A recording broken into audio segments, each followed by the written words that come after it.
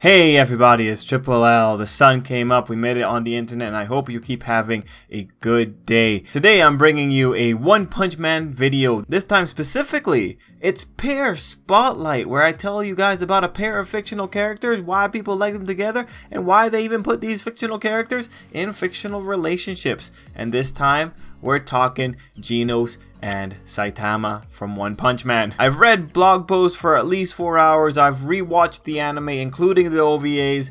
I'm ready to tell you something about these two characters and how people view them. So, quick introductions. Saitama is the main character of One Punch Man, i.e. he is the man that can down people in one punch. Super chill, super strong, super bald. His hero name is Caped Baldy.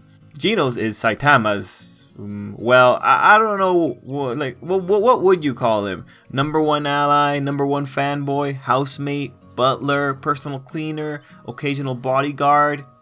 Oh, student, he is definitely a student. He made himself Saitama's student. Like, Genos is a lot, honestly. And he's effectively the second main character. When it comes to screen time, it's pretty much Saitama and Genos. Oh, and Genos' hero name is Demon Cyborg on account that he is a cyborg.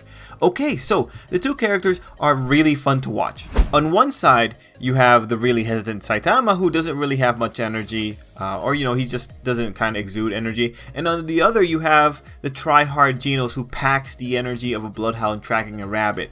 Their interactions are a giant source of the comedy in One Punch Man. Those interactions are also what happens to fuel the shippers.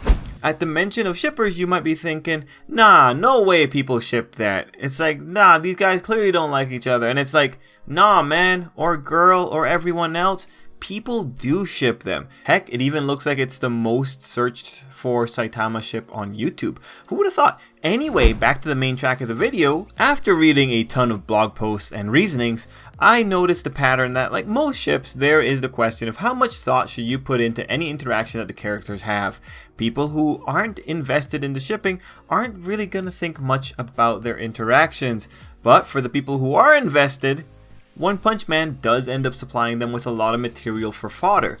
So here's some neutral facts to get this ball rolling. Genos is legitimately obsessed with Saitama. I mean, he stalked him for days. Next, Saitama does in fact care about Genos despite his hesitance at being a teacher. Next, they live together.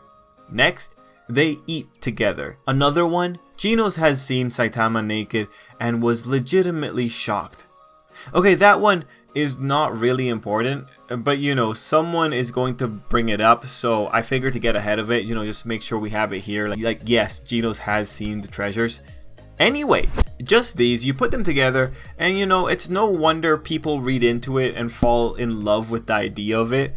Now, you as a neutral viewer, you might see these moments and think, well, all of this is just kind of part of the comedy. Like the part of the comedy of having this student follow you around anywhere. And me personally, yeah, I would agree with you. When I read about obsessed fanboy Genos, I read it as, yeah, this is a really fun joke. That's just how their dynamic works. Genos is the excited chaser and Saitama is the reluctant straight man.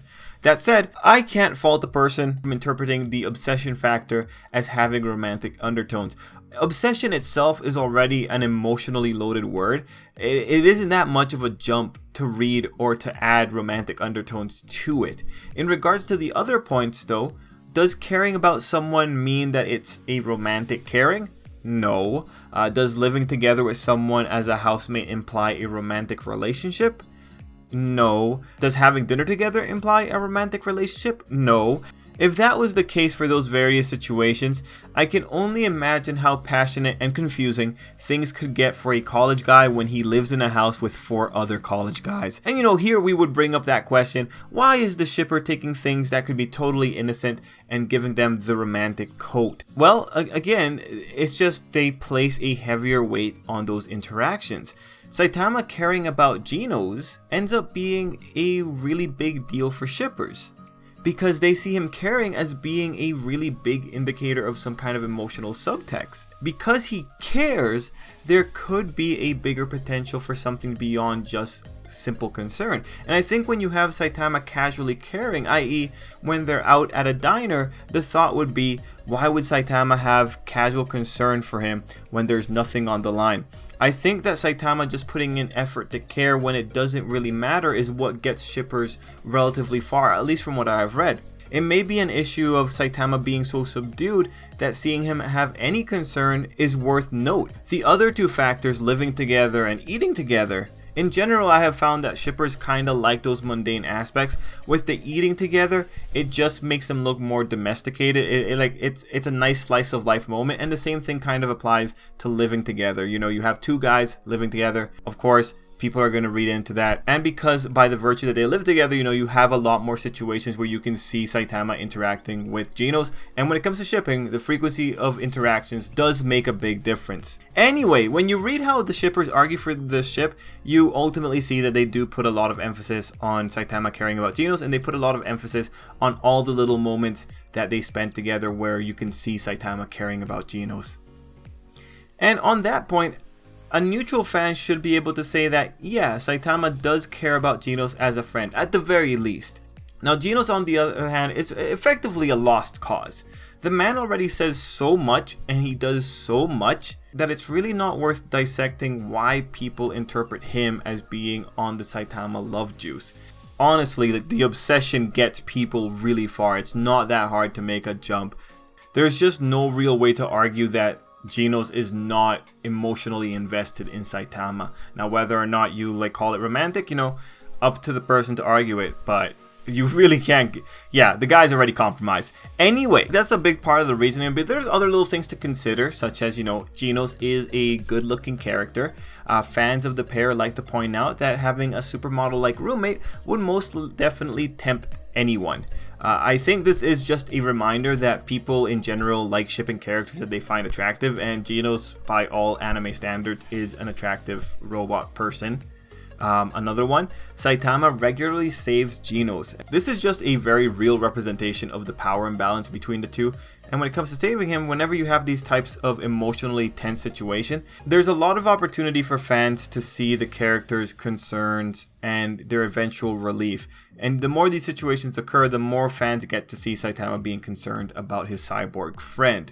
Again, emotional intensity or dire situations do end up fueling shippers a little bit more. There was also another trend that I found as I was diving into various blog posts, that is that Saitama is generally a laid-back character, and Genos is regularly the one hurting. So because of that, there is a trend in the fanworks that you will end up seeing Saitama being the one picking up Genos when he's down, like Saitama is the one that cheers up the other. Another trend that kind of piggybacks off of just their energy dynamic is that Saitama is usually the guy pulling down Genos, while Genos is the one that's freaking out about everything. Genos is the loud one, Saitama is the cool reserved one trying to back him off. It's kind of funny. Another thing, fans note that Saitama is legitimately happier after Genos is introduced into the story, and they tend to use that as an extra justification of a significant relationship between the two. These line of thoughts ultimately revolve around fans putting extra focus on the moments that Saitama is visibly happy because of Genos' adoration, and we do know that Saitama himself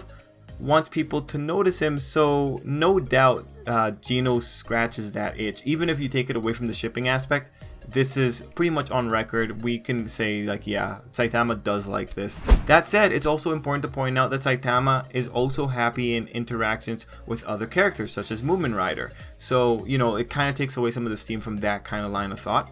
Anyway, in closing, when you look at Saitama and Genos, you have a situation where there is a clear power imbalance.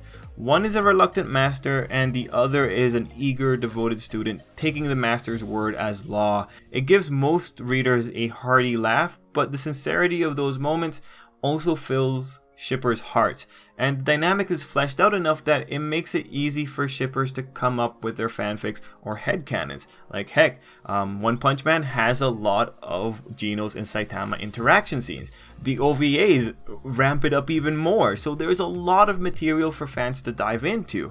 And for better or worse, exaggerating Genos' fanboyism has given shippers a very wide field to play in. There is so much that you can do once you have a character who is totally willing to camp outside of Saitama's apartment and watch him.